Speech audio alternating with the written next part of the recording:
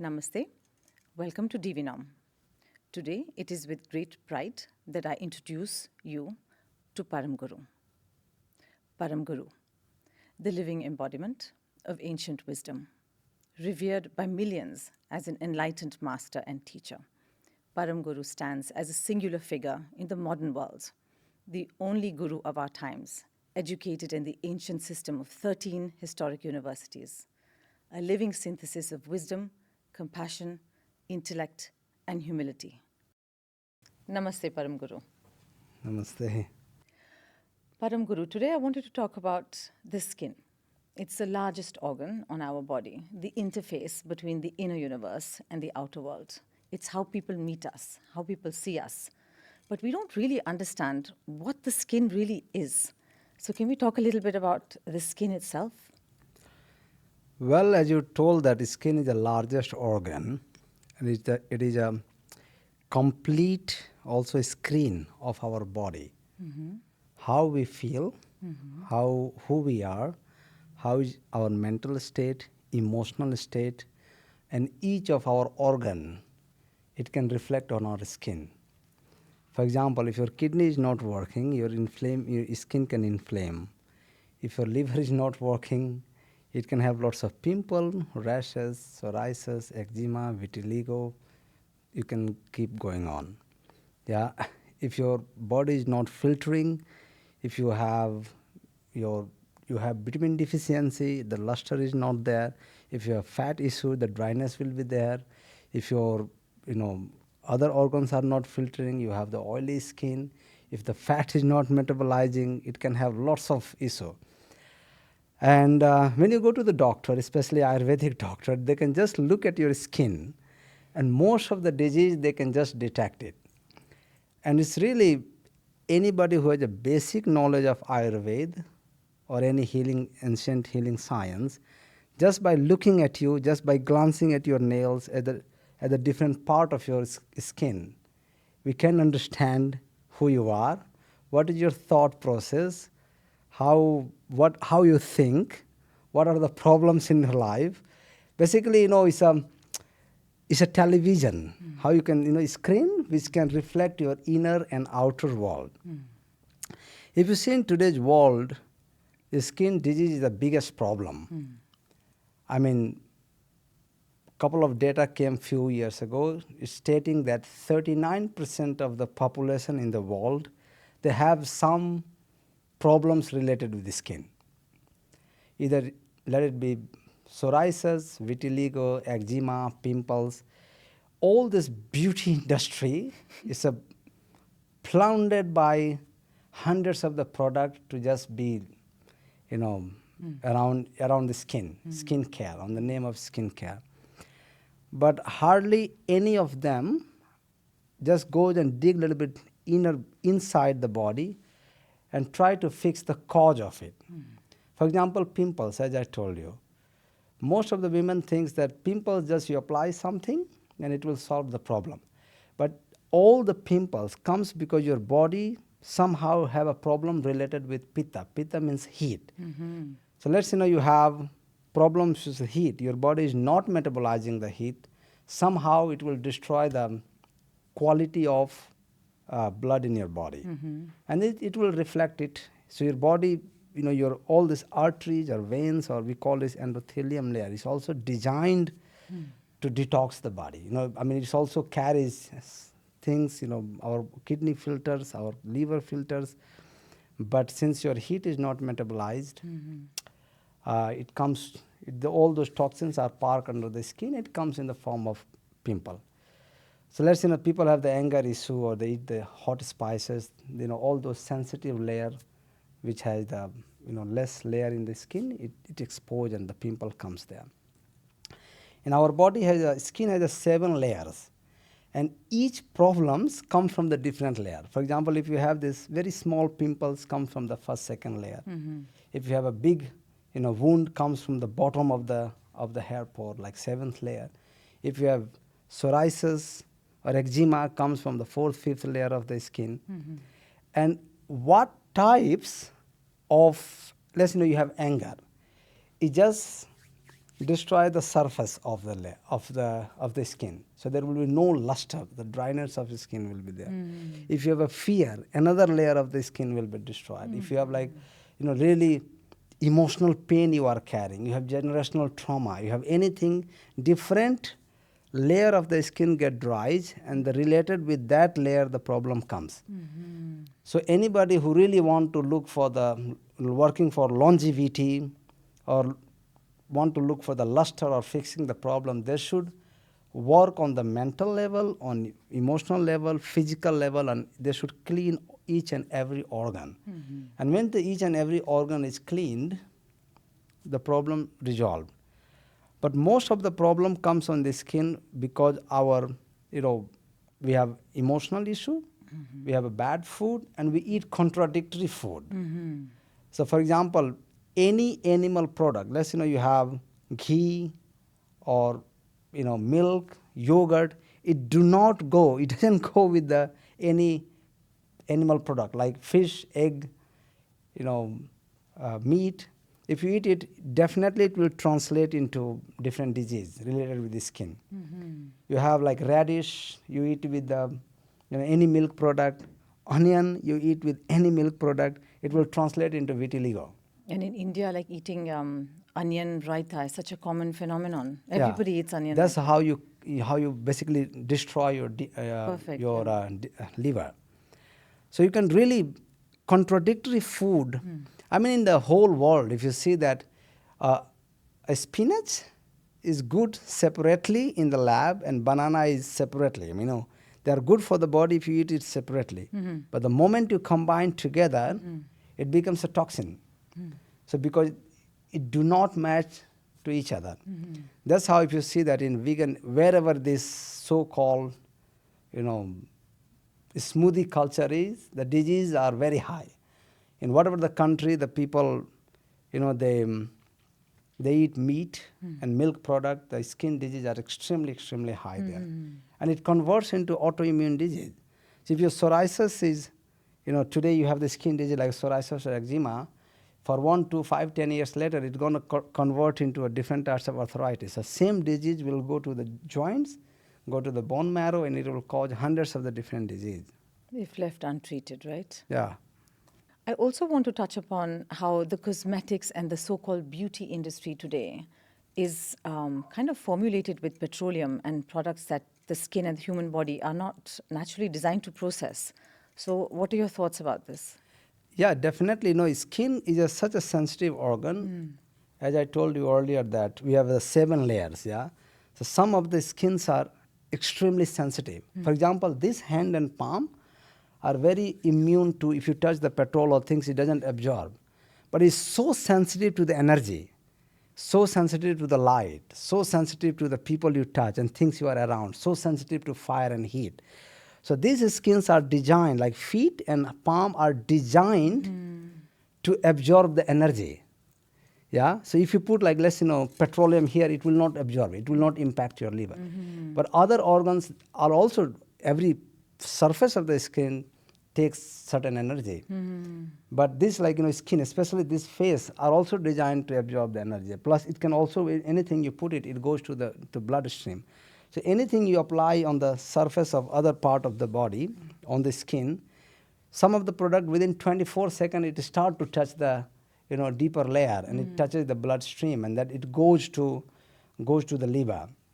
And whole beauty industry basically is designed like that. It kind of sterilizes things. You have a pimple, you apply something, it sterilizes, it maintains it, and the moment you drop it, somehow it aggravates. Yes. So that's how the whole industry keeps running. Yes. It's not solving the problem, but they maintain it a little bit. So you keep using it. But if you go and really study those products, they are the hormone disruptor, carcinogenic. They block everything. And what is the biggest problem is that after applying those solutions, lotions, or petroleum product, Or cortisol creams. anything. Like, What it does is that it just prevent your skin to communicate with the universal forces like moonlight, sunlight, gravity.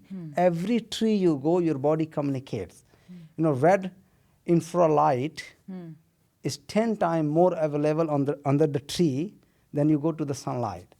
And if you don't have it, you know, that's how you go to the under the seed, under the tree. This infrared light, your skin allows to absorb it. That's how. So if you go like banyan tree or bud tree, and if your skin are healthy, you start to reverse your disease because infrared light bioavailability of or bioabsorption of infrared light is so big that it start to fix all your problem. In yogic life, we go and meditate under the tree. Why? Because our skin, if is healthy, the infrared light is so enters in our body so precisely in such a larger quantity that it ignites every our chakra. It uplifts this every chakra, and that's one of the way to open our Sahasradhara chakra. Wow. So, or any mantra you chant it, or if you meditate it, people start to reverse the disease. You know, we have this concept of Panchavati, the 5 different types of plant you put it. We have Udyan, we have, you know, Kunj, Nikunj, Nivrit Nikunj. We have Ashok Vatika, different types of garden we make it. The idea of this garden is that if you go in that garden, there is a different types of light available. By meditating, by being there, your skin will absorb every single things and it will balance all types of hormone. But when you apply all nonsense which you cannot eat it, which are not, the sources are not natural or edible, our body do not metabolize, our skin do not metabolize, and which is supposed to be the largest organ to detox the body, it becomes actually largest dustbin. We make it largest dustbin, so it carry every hair pore is destroyed, every, you know, the way it should interact with the heat, the way it should interact with the light, the way it should interact with the gravity, with the plant, with the things around, everything get disrupted. So this is why, I mean, anybody is looking for longevity is such a big industry, or you should look for the way to detox your skin, and at least don't apply shitty product. Perfect. Wow. We also see, you mentioned earlier, that 39% of the world suffers from skin diseases. And we're still looking for solutions. I see people everywhere. We hear a lot of people coming into DiviNom itself on a daily basis, asking for solutions. They've tried lasers, they've tried creams, they've tried... I would love to touch upon eczema, psoriasis, and acne, and perhaps what is the real root behind these skin diseases? Well, you know, as we have saying in yogic science that every disease begins with the stomach or what you eat, that becomes the cause of any disease comes in your body. So definitely, you know, if you see that, what are the 5 reasons that people have any skin disease? So one of the reason is that we have lots of parasites in our body. There's we have lots of parasites. Why the parasite comes in the body, there is a different reason. One of the reason is that we eat contradictory food. So when we eat contradictory food, let's say radish with any milk product, or onion or garlic with any milk product, yeah, milk with meat product, as I said it earlier, salt with milk. So I mean, these are the common things we can do it, yeah. Sure. So when we eat it, it destroys the ecosystem of stomach. Perfect. It produces extra heat in stomach, and extra heat is produced in the wrong place. So when the extra heat is produced, what it happens that the good bacteria, the ecosystem where the good bacteria lives, they start to die, and the bad bacteria start to grow. Bad parasites start to grow, and sometimes they can be up to 2 kilogram, up to 1 kilogram. Imagine, and when when the waste of parasites are accumulated, they are somehow absorbed by the skin, some by our body, and it goes to filter with the liver, and they start to being parked in under the skin, and over the period of time, it start to show on the surface, and then it becomes like autoimmune disease. So definitely, contradictory food is the greatest cause of root cause of the disease. Then with lots of artificial food, for example, banana. You eat banana which is artificially ripe by the chemical. We eat too much artificial sugar which liver doesn't know how to process it. It start to park under the skin. So there are so many reasons that how the toxins start to park under the skin, and many of our organs do not function. For example, if you eat late night, your liver should clean it, but when you eat it late night, your liver do not detoxify the organ. So many toxins parks under the skin. So these are the various reasons, and also emotional problem. As I told you, that if you are suffering, let's if you have anger issue, or if you have a fear issue, or something you want to achieve and you don't achieve it, in all those cases, your body have extra heat, and all those heat, your brain should metabolize it. But what it does, it just park in intestine, because intestine is an organ which can park it easily. Brain has many work. It gives power to our senses to work, number one. Second, that it gives, heals all our emotional trauma, emotional like anger, greed, lust, or anything daily drama. It is, it allows us to calm it down.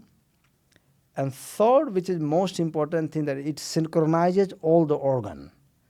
But if you eat late night, 11 o'clock, 12 o'clock, or if you eat when the previous food is not digested, or when you eat food not natural, your body doesn't know how to metabolize it. And it start to park the skin under, all the toxins under skin. And then eventually it translated to different disease. So definitely emotional issue, especially with the fear, it causes a massive cause of the disease, because again it ignites the heat. It ignites the heat in liver, in intestine, and if the heat is ignited or not metabolized by the brain, it just stays there, and when it stays for the long time, the good bacteria dies, bacteria dies, and wrong one increases. So definitely food contributes the great value, then emotion. These are the way to get rid of it. Param Guru, for people listening, our audience, what can you recommend people can start doing as a change at home? You talked about anger that can manifest in the skin. You also talked about the liver. You talked about heat, so many things. What are some of the immediate things that people can just start at home, some changes? Definitely, we need to learn to relax it. In this life, somehow people are not relaxed. And when you are not relaxed, your brain is constantly tense. All your organ is tense. So you can just find the way how you can relax it. You can just deep breathe, or maybe do yoga nidra. Couple of the things which adds the heat or adds the anger or adds the, aggravates the heat in the body, those things you can take it off. For example, sour taste, like lime or oranges, this taste aggravates your pitta. And you can basically take it, but don't take it empty stomach, or don't take at night. And if you have serious issue related with the skin, avoid it. Try to avoid late night food. In general, as a human, we don't need dinner. I mean, it looks weird, but that's a fact. None of the monk, eat late night, or at least after sunset. Or if you want to have it, you can't live without dinner, have early dinner. And try to avoid taking raw things at evening. Raw salad. If you want to eat those vegetables, just boil it and have it. If you eat it raw, your body do not know how to process it. The presence of sun is not there, so most of the things, especially vegetables, uncooked, body do not know how to metabolize it. And again, it causes the temperature issue in the body. Couple of things you can do. You can, find the way to clean your stomach on the regular basis. Avoid sugar intake or any heavy meal at night. Fried item, that oil, if you eat anything fried at night, your body again do not metabolize it. In general, our body have very much digestive fire is very high while rising moon. So if you eat anything fried or anything around 12 o'clock or something, if you can't live without it, take the heaviest meal, and that body has a higher chances to metabolize it. Okay, perfect. With trillions of dollars that are spent in the healthcare, or by the healthcare industry, I should say, there is also so many cosmetic brands in the world. There are so many hundreds of thousands of millions, even dermatologists in the world. And yet, this pain point of acne and psoriasis is so prevalent and yet unhealed. It seems to be, from the market's perspective, that there is no solution except numbing the actual symptoms. Yeah, I mean, there is solution. If you work on the cause, Sure. that you can find the solution. But the whole pharma industry is not designed to find the solution. They are there to give you solutions, just use and on the regular basis, like manage this fire, manage this disease. Sure. So if you really want to find a solution, you can go from the root, look for the root. Perfect. And even in like Ayurvedic product or natural product or any pharma, they really don't focus to solving this problem, because once this problem is solved, they have to acquire another customer. Customer acquiring is much higher cost as well, so their profit get minimalized. And even in many Ayurvedic product do not work. Yes. Because they are also not, I mean, there are products which work as well, but in general, very limited people have access to it, or the people who produce it, they follow the exactly same principle like pharma industry follow. So for example, if this any herb has a many parameter that why herb should be, how the herb should be harvested, how it should be planted, how it should be potent. And if you follow all those parameters while manufacturing those, herbal product, somehow it finds the solution. Because the strength of the medicine should be there, the strength of the herb should be there. For example, if you have spinach you plant it is eaten by bug. So why it is eaten by bug? Because the soil you planted it in do not have all those micronutrients to strengthen this spinach Itself. So spinach cannot protect its own life. So how is it going to protect your life? Wow. So when you even any herbalist knows that when you go to the forest, any plant which is eaten by bugs, you should not harvest it, because this plants do not have this strength. So for example, when we produce it, we control it everything from the seed soil to the production, manufacturing and everything. Why? Because that's how you bring the strength. And many medicine, many plant, it gets mature in certain period. If you harvest it before, it do not have the strength. For example, aloe vera. Aloe vera becomes mature in 3 years. Ashwagandha becomes mature in 3 years. Magista becomes mature in 7 years. So many herbs, it becomes mature. And all those people who are traditionally in this business, they just harvest in 3 months, 6 months, maximum 1 year. And also these plants are extremely aligned with the universal forces, with the moon, with moonlight, with the sunlight, with the planets. So there is a very precise time when you have to harvest it. For example, I can give you a very nice example. Honey. You have a honey should be harvested at dark moon day.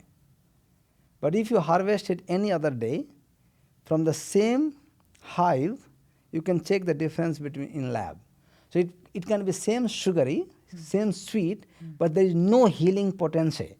Wow. So the liquid, honey is liquid. Why? Because it has some water content in it. Sure. So this water content should not be charged by the moon light. So this is why you have to harvest even during the day, but on the dark moon day. Because when the moon ignites moon ignites this, the water becomes very charged.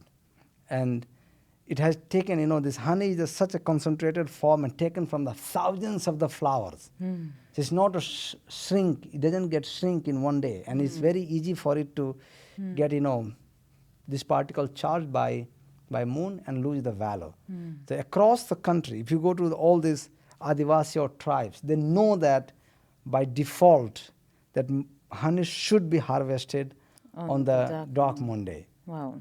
So ultimate precision is required. Definitely. Any plant is so alive and is so aligned with this universe. We have this specific Ayurveda, a specific, a book called Vriksha Ayurveda. And we have a specific part of astrology which teaches people when the right time to plant this seed, when the right time to harvest it. For example, Mother Earth is a feminine gender, is a feminine. So how women menstruate, Mother Earth menstruates too. So when she have the menstrual cycle, and you put the seed there, there's a high chances that the fruiting will be very less in those tree, yeah, and even the fruiting is there, even the tree will grow and think the healing potency won't be there. So the prana will be very, very less, extremely less.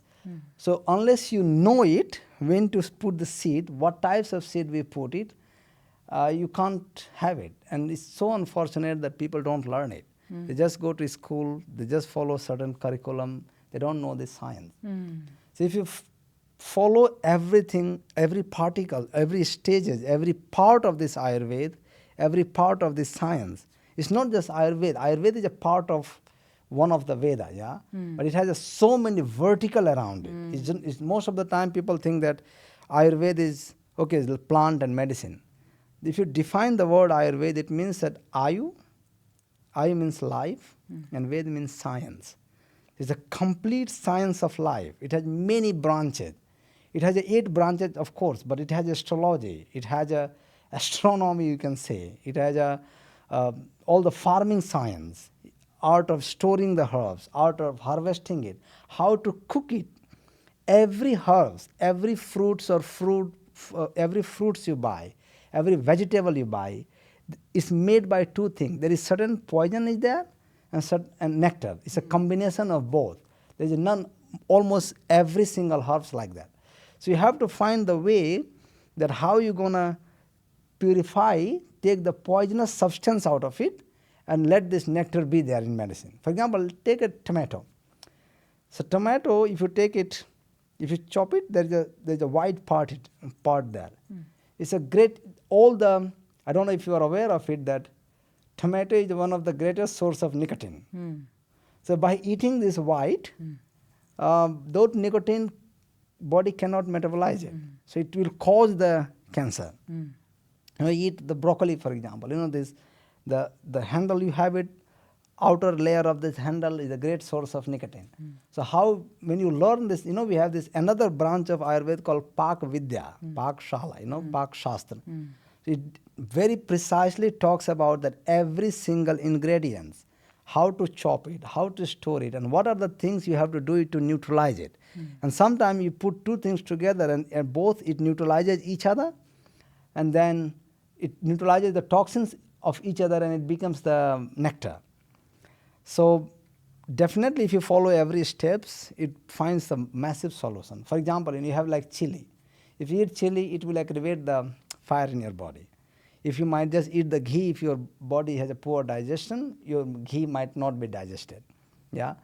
But if you take this whole red chili with a handle, and if you heat this ghee and if you put it together, it will activate your digestive fire.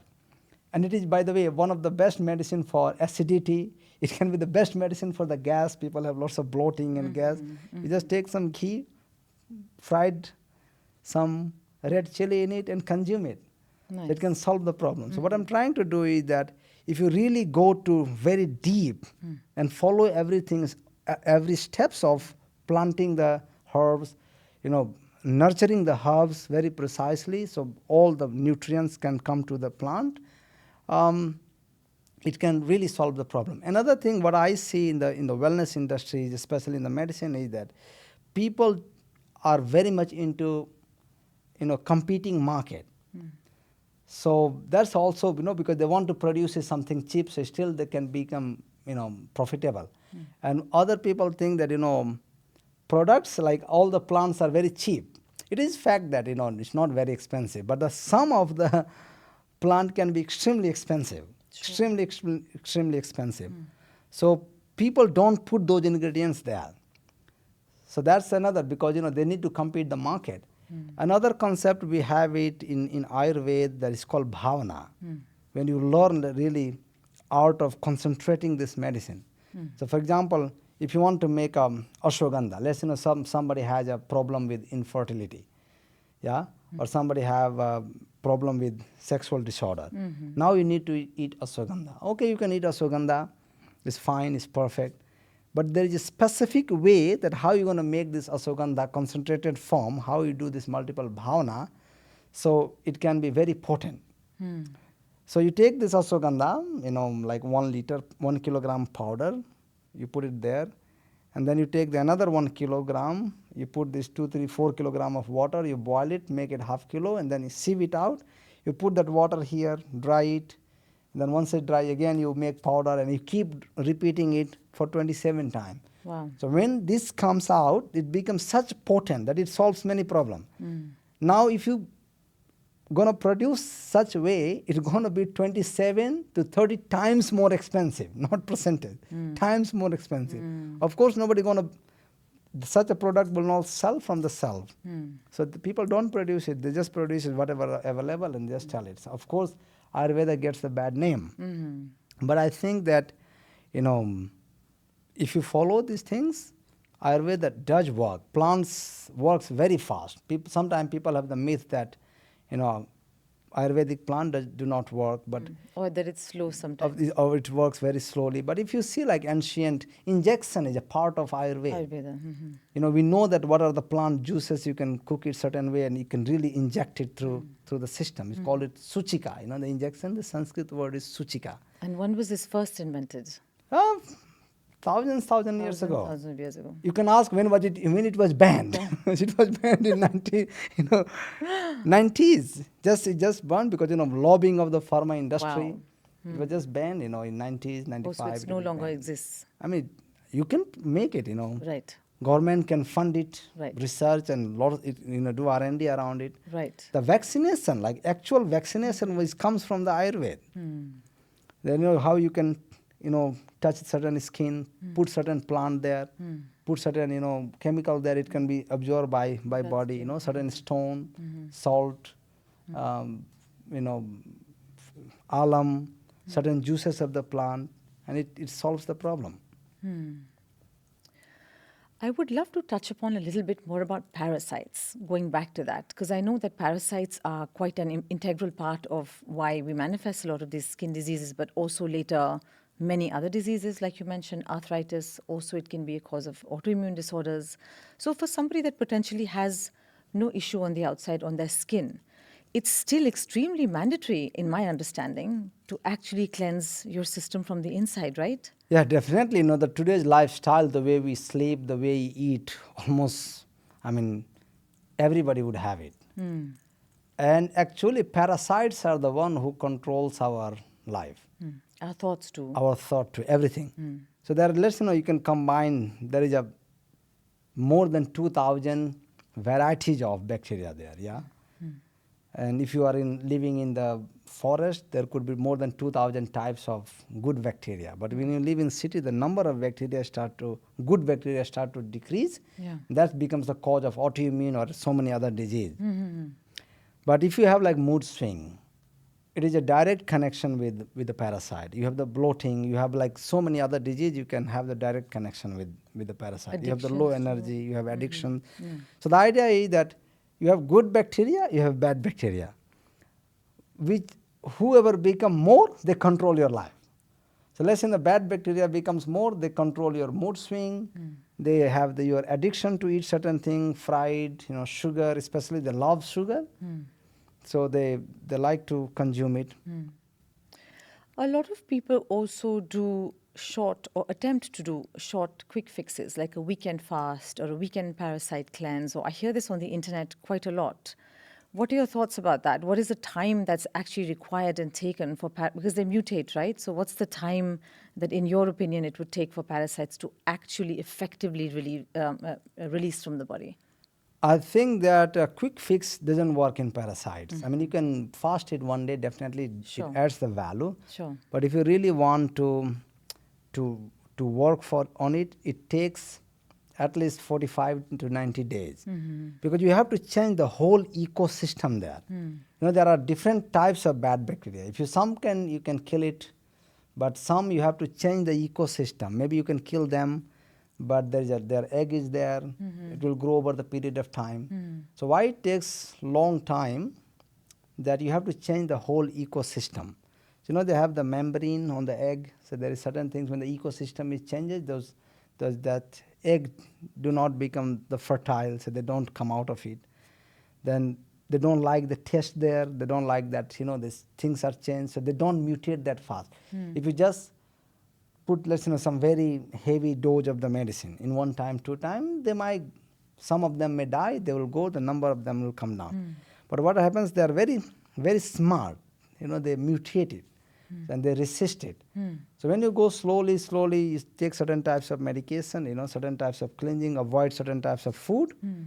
For maybe 45 days to 3 months, slowly, slowly changes the ecosystem, changes the pH of your intestine, changes the quality of the blood, changes the, you know, detox your all organs, and slowly, slowly, when the ecosystem is changed, they leave it themselves, or you know, they don't nourish it, they don't nurture it. If let's they're being nurtured by milk product, they're being nurtured by the sugar, they're nurtured by so many other things, and if you just somehow avoid it, uh, they don't multiply. And you take certain types of medication in Ayurveda, slowly, slowly, slowly, morning, evening, and it, like we have, you know, one is 7-layer detox. What it does is that it changes the whole ecosystem of the intestine, of the liver, on the blood, and then slowly, slowly they leave it. In recent times, I hear that the sun has become our enemy.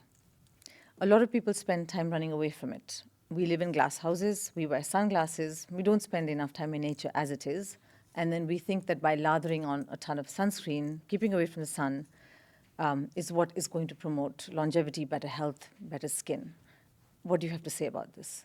Yeah, that's how the pharma industry fools you. You know, if you are not foolish, they can't, you know, they cause the Control you. problem. And unless they cause the problem, they can't find the solution.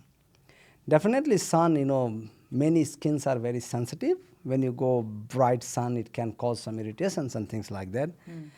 But sun is the source of prana. Everything metabolized around the world because of the sun. You talked about parasite earlier.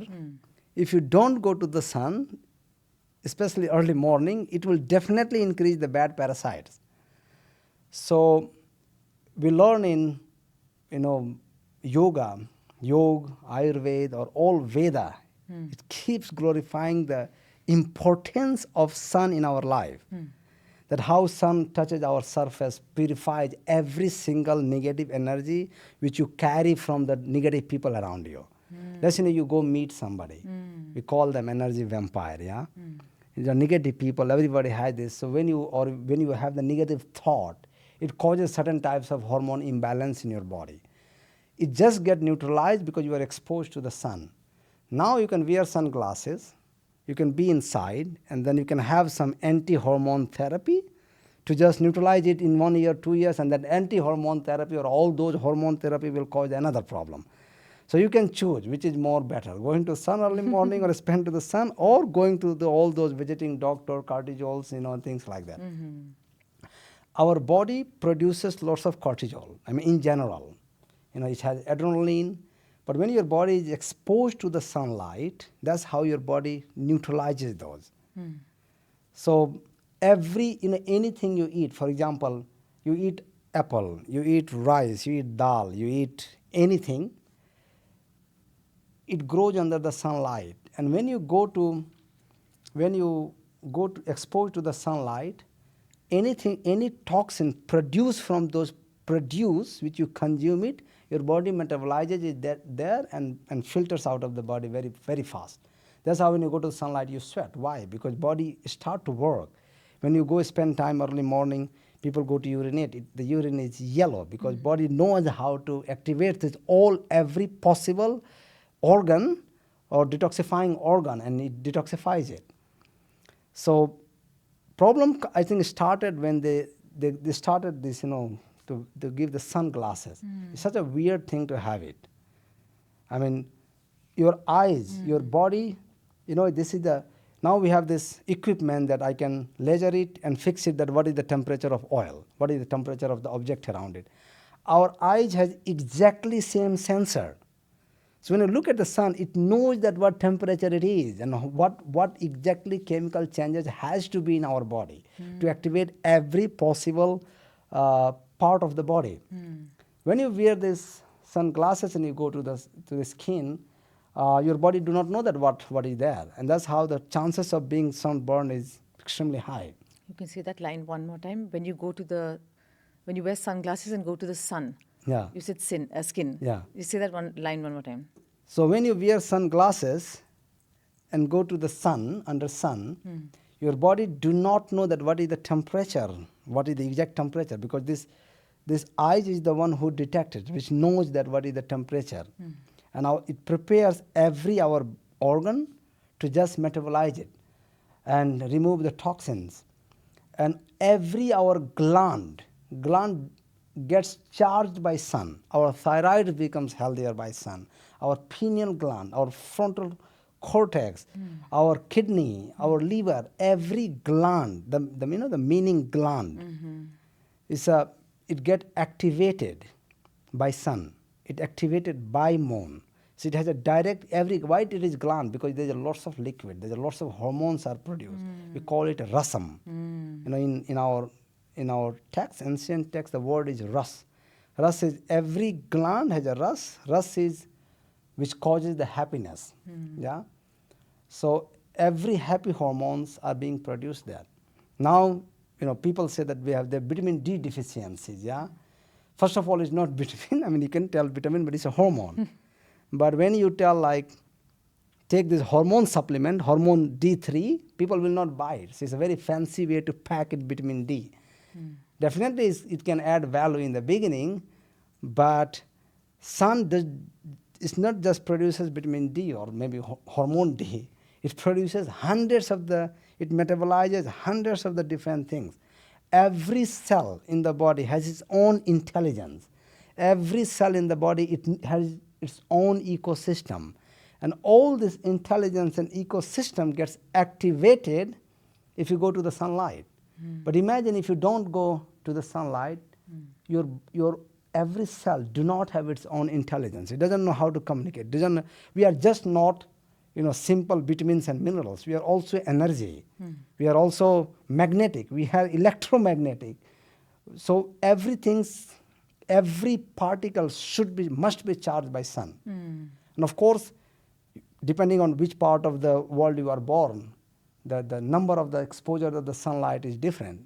Sure. But if you are born in Indian soil or anywhere else where the sun is very high, if you are brown skin, definitely minimum 1 hour of the sun exposure is extremely important. Many times people think that they need to just go to the sunlight, but even you go and look at the brightness around, if your body is exposed to the open air, and you look for the brightness, like luminous. If the luminous is more than 10,000 luminous, somehow your body start to do something.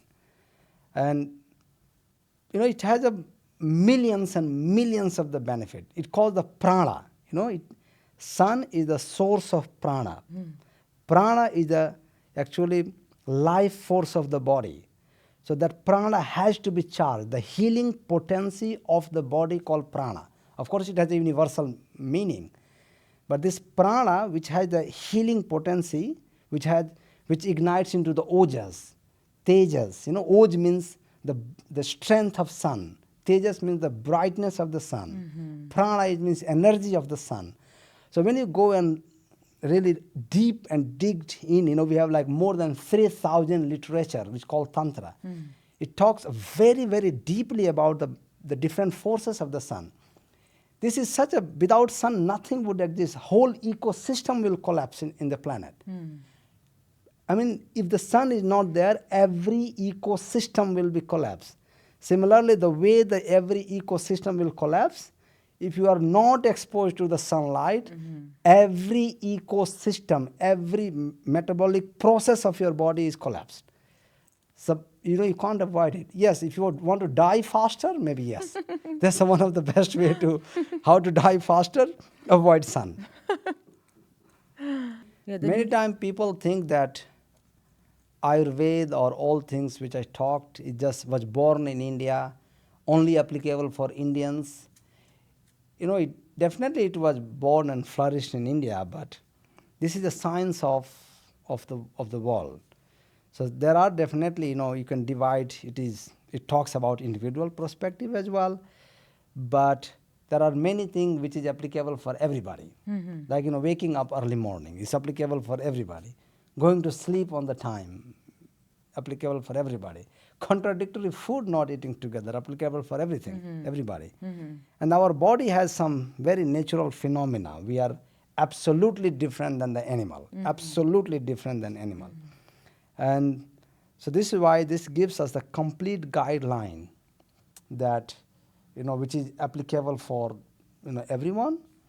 And Ayurveda talks on the both side, on the individual perspective and on global perspective. So some of the rules are globally applicable, some of them are depend on which part of the world you are born in, which types of body you have, what types of disease you have, like that. Yeah. Yeah, nice.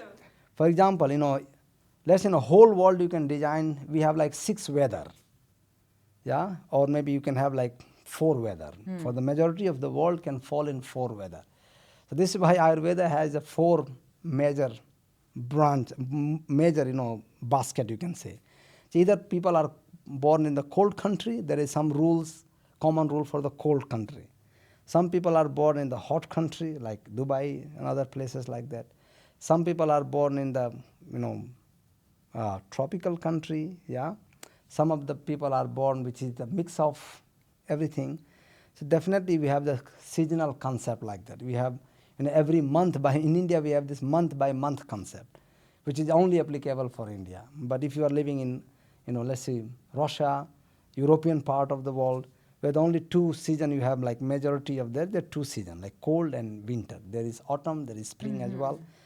But majority of the time it's either summer or, so based on that Ayurveda gives the guideline of everybody. This is the complete roadmap where whole world can fix it. Something that concerns me personally gravely is that we see a lot of young children with poor vision. Sometimes at the age of 3 and 4 and 5, they're wearing thick glasses, and they have poor skin too. Could you shed a little bit of light on this, why this happens at such a young age, and what can women start to do to prevent this from their children developing poor vision? Well, if you see that how the children are delivered in hospital, when you are in womb of the mother, it's a complete dark there, absolute dark. Only there is maybe sometime, if mother goes to sunlight, there is like shadow of something, brightness are there. But complete, children grows in complete light. And when they go to the hospital, they're given birth, natural or cesarean, they are suddenly exposed to the very bright light. And the children's neurons are not developed to handle the light at all. And it takes up to 40 days to develop it. This is why in ancient time, in India, when the children are born, they are not exposed to even sun's natural light for 40 days. And you just keep them in dark because it takes these neurons to develop it. And slowly, slowly, the children, you take them around to the sunlight early morning, then they are exposed to the moonlight first. Then slowly, slowly, they are exposed to the sunlight. But I think that sudden exposure of this light destroys some part of the eyes and connection between brain and eyes permanently. And that's where the parent, must find the solution to not expose the children to the light for at least few months. Sure. At least for 28 days for sure. Make it like very dim light or no light. or when we go, even the growth of the children, they have absolutely no connection with the soil. As I told you earlier that we are electric and we are magnetic.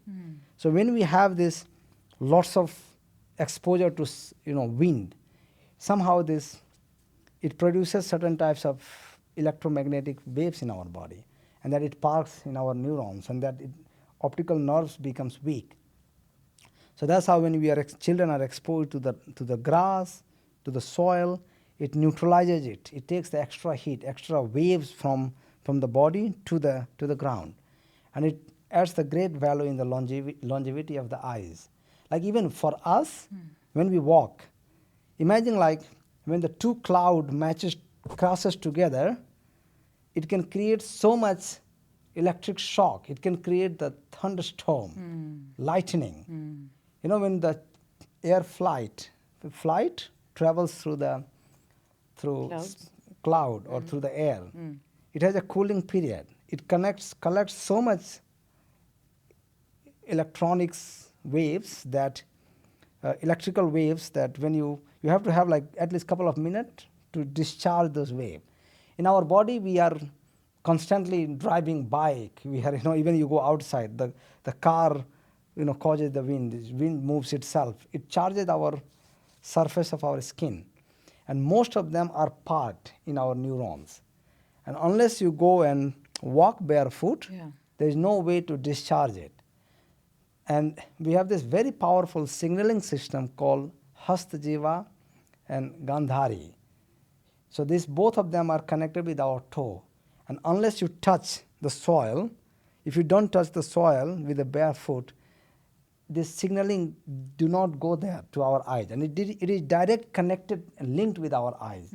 So everything when you touch with the soil or the grass, you walk on the barefoot or touch the water, it takes the heat behind the eyes, from the brain, and it adds the great value for the longevity. If you don't do it, slowly your eye start to age very fast, and some part of the eyes get disconnected through the brain. So you have the color blindness. You have this lens, the water in the lens or the protein in the lenses doesn't get metabolized, doesn't have like somehow do not have the longevity to it. So that's one of the greatest reason why we have so many thick glasses and eye related problem in children. And if you don't solve this, it will increase. We can't do it anything else. Param Guru, longevity is a very hot topic today. There's lots of biohackers, lots of people on Instagram that are talking about certain devices and gizmos that they need to be using, new philosophies that are coming on the table for longevity. And at the same time, I've heard you talk about lots of yogis, monks, mystics in the mountains. You've met so many of them. I would love to know from you, what are they doing differently? They don't have access to all these devices and all these machines, and yet they transcend the test of time. Please shed some light on this. If people are buying technology, using technology, popping pills, I'm sure that people who are happier and aligned with the universe will live much more longer than all those biohackers and jumping here on this machine, running and all those things, dancing like monkey behind. Longevity doesn't help. Because what causes the longevity is how much you are aligned with nature. This is the most profound parameters. How happier you are. That are the lighting force. That are the igniting force of longevity. And what happens now is that anything longevity is how many things you can eat. You can eat pills, you can eat food, you can eat this supplement. That is all about consuming, which is the very against the law of longevity. So yogi, the first thing, there is a 9 parameters of longevity on the yogic perspective. One of the first thing is that nityam mitahari bihari sevi, how you learn to eat less. So the food is divided by two types, the gross food and subtle food. So gross food, which has, when we are young, we can consume it. That you use in bigger quantity. which has a more basically waste and less substance. So we call it gross food. Like we eat from the grain, vegetables, fruits, it has a gross food. But yet, there's another types of food, we call it subtle food, sukshma foods. So there is a less waste and Potency. more potency. So definitely the yogi knows a lot of access to those products. That what are the, how we can consume the less gross food and more subtle food. This is number one. And life, when we grow, if you consume it more, let's say if you eat too much, you also consume too much toxins. So your body has to work too much time to, filter it. So how you can maintain your organ healthier? This is the basic rule in every machine industry, that how many time this organ, this particular equipment works, it loses the longevity. So first rule comes with nityam mitahari, learn to eat less. So our body is designed to consume 50% food, 50% energy, absorb the 50% energy from the food, 50% from the nature. But what happens in our life, that we are not connected to nature, our dependency towards the food become more and more and more. So you eat, let's say 5 times. You don't really need 5 times. You can eat, if you are very calm and peaceful in mind, you need less energy. If you are aligned with nature, you need less energy. Where the energy born? In conflicts in mind. So when you are thinking something else, doing something else, telling something else, that conflicts destroyed. When you are not happier, when you are not peaceful. So when you are happy, and when you are peaceful, your body is very much aligned with the law of nature, and it does not need lots of energy. This is why the monk, they can eat a little bit and they can have every minerals. Our body is designed such a way that if you are peaceful, you are aligned with nature, anything you put into the system, it can metabolize anything you need to. The brain is so powerful organ, and there is lots of kriyas they know. Lots of position, lots of mudras they know. That you can practice those mudra.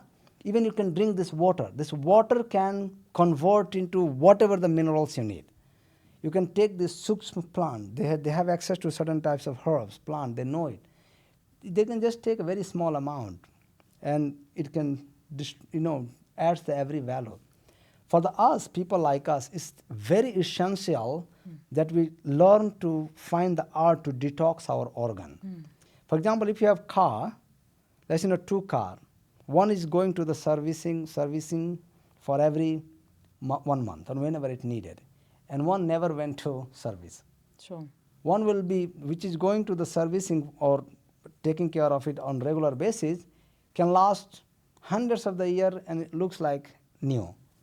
But which does not go to the service, in 10 years, 5 years, it will be just like crap. Detoxification becomes a very popular word in wellness industry. Everybody thinks that, okay, you put something, it will flushes out the toxin. But that's how not work into the actual detoxification. Each organ in our body has a different region, different causes, different source of the toxin. For example, eyes. There's a different way how it accumulates the toxin. Tongues, there's a different way how it accumulates the toxin. Nose is the most profound organ, how it accumulates the toxin. So thyroid, kidney, liver, pancreas, skin, every organ has a uterus of the women's has absolutely different region, different cause why they accumulate the toxin. And if you find the way to detoxifying it, definitely if you fast it, if you go through certain types of fasting, your gastrointestinal tract get detoxified, so you definitely see some benefit. So anything you go do in wellness industry on the name of detoxification, definitely it adds the value. But it's a very big science, and I definitely encourage people to go and find the way that how you are detoxifying each and every organ. Second thing, that each and every organ is being nourished by different things. So there, we call the concept of rasayan, that how you going to nourish it, your eyes. So Jivanti Chakshasa Smrta. So Jivanti is a herb. If you put it, make the rasayan where you put the Jivanti in ghee and things like that, or Triphala, this will nourish the eye. You know, if you take this mitti or ghee, if you put in the nose, it nourishes or detoxifies the nose. Yeah, liver. It has a different recipes for every single organ to nurture it, and it is global. It's the same. You are born in Russia or any part of the world. Detoxification medicines are very much similar, but you just need to know how, when to do it, when are the right season. Our body is designed naturally. You know, we have two north and south phase of the sun. Yeah, so our body is designed. No matter which part of the world you are born in, around April, March, your body is designed by nature. It removes the toxin. So if you fast in certain period of time, if you do, take the simple food, you change your habit, go to sleep on time, wake up on early morning, just drink a little bit more water, your body will naturally detoxify it. September, October is another time to detoxify it. Then the body should detoxify every day.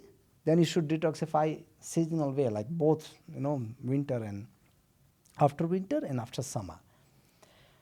Another thing that the earlier I was talking about how yogi understand it about the longevity. The first thing that they tell it that nityam mitahari, you learn that your energy of the consumption, source of energy should be less and less on the food, how you grow it. Because imagine you can't grow 70 years and look like pig, because your bones are not designed to carry those weight, those water, those inflammation. So definitely your organ will fail because you are so if you grow it, if you are healthy, the water and other, you'll see that your body start to shrink a little bit. I'm not talking about the muscle loss, but it shrinks and it's more closer to the skeletal. Strength is there, everything is there. But if your food is not, if you keep eating too much food, you start to grow and every joints are hurt, every livers, everything, every organ start to age very fast. Second one is that nityam mitahari, second one is bihari sevi. We have to be exposed to the nature, sunlight, moonlight, air, ether, soil. You have to expose. You have to find the way to connect with these 5 elements. So that will be the first, second most important things. Without nature, you cannot imagine about longevity. Samik Shakari, the stress, mental stress shortens our life. They shorten our telomere of the DNA. So what are the things you can avoid it? So if you do anything without thinking, it can, ignite the stress in your system. So anything you do it, you think, you get advice, samik chakari, and then you do it. Third one is vishaya susakta. Every senses has certain types of attachment. Like you can be attached with looking at the brightness, movie, things like that. How you can withdraw your senses from its object, not too much excessive enjoyment. Yeah. Data is extremely important for us to share. When we share things, when we make people happier, we have 36 dimensions of human brain. And when you share, when you give something, our happiness increases. And that hormones, when the happy hormone comes, it neutralizes all negative hormones. This is data, samah sastra parak chamaman. So samah, we have to treat people with the love and respect, because anything you throw in the outer world, the way if you mistreat somebody, it will definitely convert into mental stress. It will convert into pain point with you.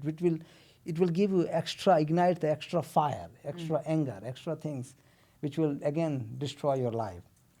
Shastra parak chamaman. Shastra parak means we have to follow the universal laws. There are, the country you live in, there is a certain, you are bound to follow the constituency of the country, but you are also living in the universe. So you are definitely bound to follow the universal laws. So you can't, if you shout, cause a little bit pain with somebody. Nobody comes and put you in prison. But if you keep following that, you chop the tree, definitely you're not going to be in prison. But by chopping the tree, you are breaking the law. By killing the animal, killing the chicken, nobody will put you in a prison. But you are killing, you are causing the pain to the other entities, you are breaking the law of nature. Because in the understanding of the law of nature, into the eyes of the universe, there is no difference between you and any other animal. It has an equal value, the tree, human, plant, chicken, ants, and anything. So you can't cause the pain. Definitely there is a hierarchy, of course. There is also hierarchy. But you can't break the universal law. So Shastra Parak Chamaman. And definitely we have to learn to forgive. Forgiving is such an important thing. We forgive for ourselves. Anything, any grudges you carry in our heart, it always ignites certain types of fire. That fire destroys our mental peace. And peace is much more important for the longevity than happiness. So we should look for peace. Nice. Peace is more durable. You can't be happy all the time, but you can be peaceful all the time. You want to eat something? Okay, you ate it. Maybe something your favorite things, you become happy for some time. But once you become peaceful, it lasts forever. It becomes the state. Happiness is not the state of your consciousness. Actually, peace is. And bliss is. This is why spirituality becomes the most basically mandatory. It's a part of life for the longevity. You can't imagine the longevity without spirituality. Next one is that having association with aptopasevi, having association of enlightened soul, monk or people who have a high energy. If you associate with them, their magnetic field comes and impacts, becomes the part of your body and start to grow. So over the period of time, it stays there and it always protects you from everything, negative things happens around you. And then now, of course, it's the 8 branches, but if you want to go and study deep, definitely how to eat less, how to take care of the nature, how to forgive, how to associate with the monk, how to follow the universal laws, all those how and why definitely is a big topic. And I think that anybody who is a longevity enthusiast must definitely find some perfect teacher, good teacher, and learn all these branches, all those hows and whys behind it. And I understand longevity a little bit more than anybody else, I would say, or average than the normal people. And I see it that without spirituality, we can't fix it. For example, let's say we have some traits develops in our body. We have certain types of trauma, something which carry from previous life. It always has such a low frequency. And if you don't work with this energy, it will be only banging with a low frequency. How it can uplift it? So if you find the way to uplift this subtle energy of the body, the mental energy, physical, emotional, intellectual, awakens the much more different dimensions of the normal, Newtonic physics.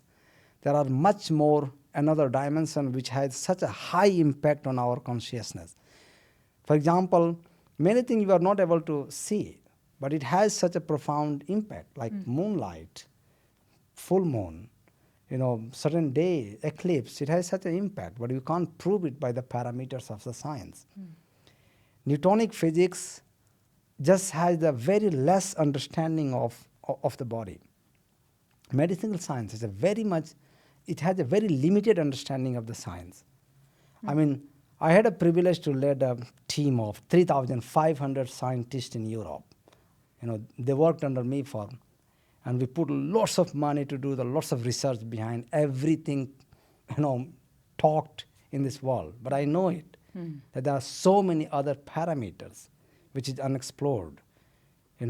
Many scientists have told in the past that the future of the medicine will be frequency, energy. We have in our science, ancient Ayurveda or Tantra talks that Madi, Mantra and Aushadhi. Any disease you have it, if you want to really look for the longevity, you have to have the 3 substances. The Madi means gems, Mantra, the power of the sound, and medicine, the plant. But if you don't work on those three vertical, how you can imagine the longevity about it? Let's not talk about this. We have this yatra pinde tatra brahmande. The body is just a copy of the universe. If I ask somebody, what is the percentage of Earth is explored by science? Less than 1%, less than 0.5%.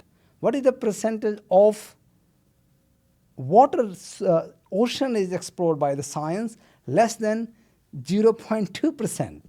What is the amount of galaxies explored by the science? 0.00001%. Exactly as less as we know about the body. So how we could make so much conclusion by this body just by published few 20,000s of the papers? It's a very, very extremely limited understanding that anybody just limits the body just by chemical compositions. More than 20,000 enzymes needed producing just in liver. We know like 20 of them is amino acid, for example. Or more than 20,000 enzymes happen. More than 5,000 minerals we need for the body to survive. But why you have this, whatever the medicines, parameters are practiced in medical science is less than 200. And which are the collective data for every people. These are the defined parameters.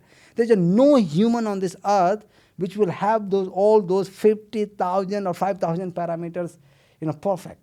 It doesn't mean that you are healthy, or you are everybody. Those parameters do not set your health. I mean, there can be something alarming. You can figure it out. That is great. We can take advantage of those signs. But what I'm trying to tell it, that there's a lot to discover about this body. And many of them are so subtle, yet it has such a powerful impact on our consciousness. Like a word. Every word I tell, it can impact your consciousness. Every energy, you can go and meet somebody, which has a negative in energy. By talking to half an hour with that person, drags every energy out of you. The science cannot explain it.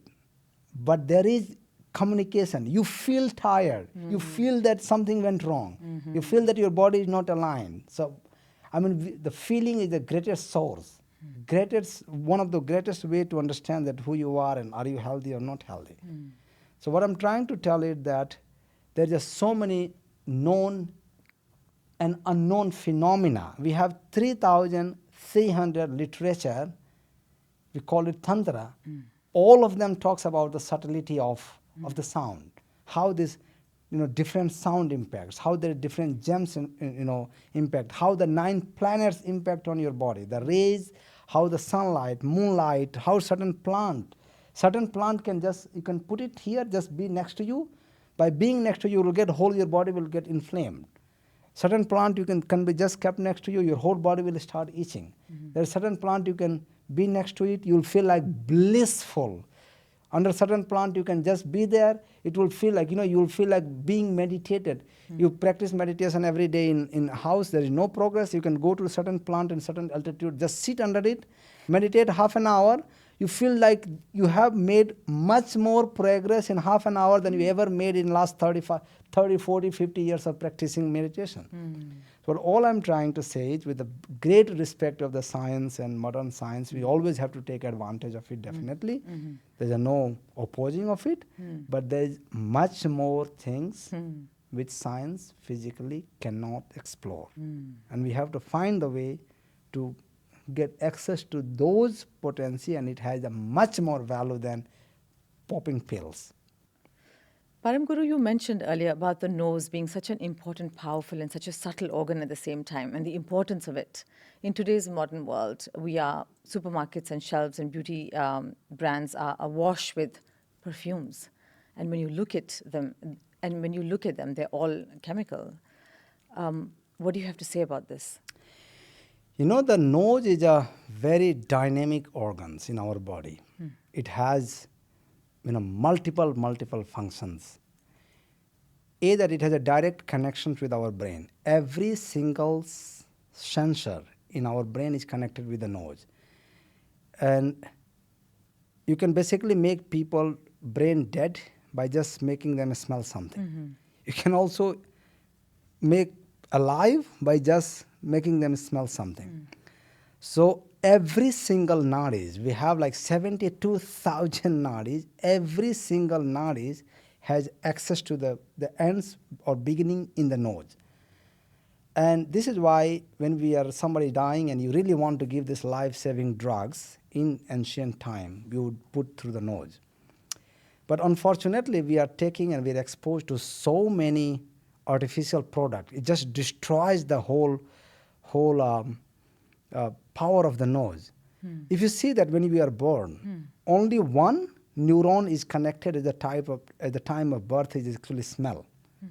So when we take birth, our neurons are there, but they slowly they develop. But the smell has a full sensation. This is why when the children grow, they can recognize their mother with the nose, with the smell. And every memory, anything you eat, it has a direct connections with the nose.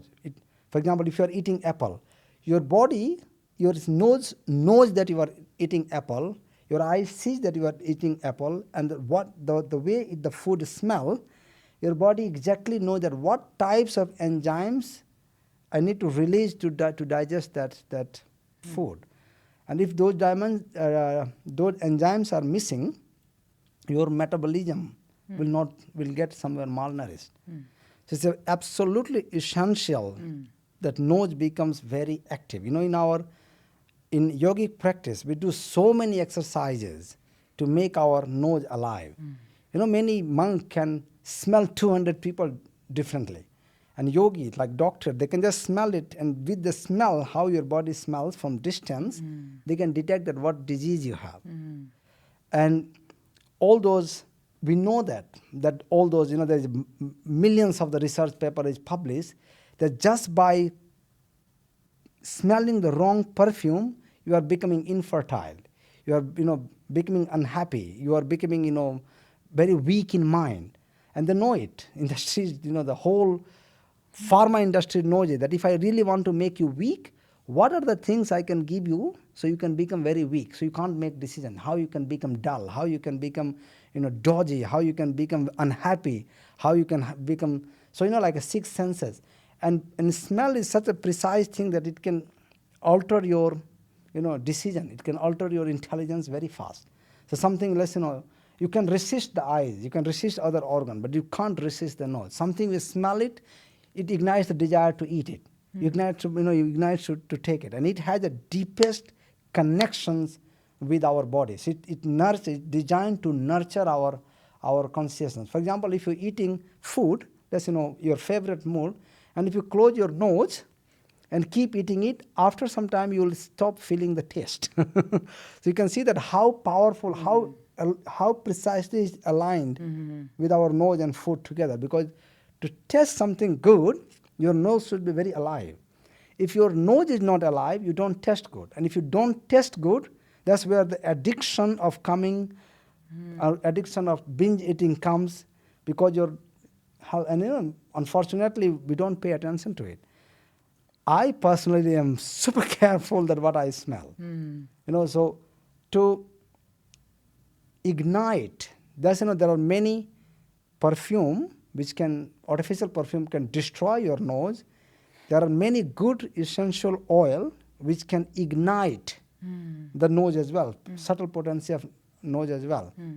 So the way that, paraben and other thing can destroy your hormones, similarly by smelling good, you can restore your hormonal balance as well. You can restore your happiness. You can restore your peace. And in the concept, we have it that, there is a different level of satisfaction you have. Like, we have something you eat it, the satisfaction you have it. Something you buy, the satisfaction we have it. But we have all the satisfaction you can decide in two ways. You call it tushti, another one is a pushti. So tushti means something which makes your body strong. By nourishing it, your all muscles and organ becomes strong. And pushti means by doing something which your senses your mind, your inner willpower, your inner strength, your inner aura, inner child, inner anything which your things your eyes cannot see, the inner potency becomes stronger. That we call it pushti. Pushti. Many mantra in India talks a lot about tushti and pushti. The sensual satisfactions or physical satisfaction or subtle mental satisfaction, emotional satisfaction, or intellectual satisfaction as well. So all these perfumes like sandalwood, the rose, the earth. In India they make this with earth, soil and Ganga soil and sandalwood combination. This ignites this inner satisfaction, the subtle satisfaction. Like we have Mahamrityunjay mantra. One line comes as Sugandhim Pushtivardhanam. So how this Sugandhim means a good perfume, the pure perfume. It's the way it ignites and nurtures our inner power. This mantra also nurtures the same inner strength. Wow.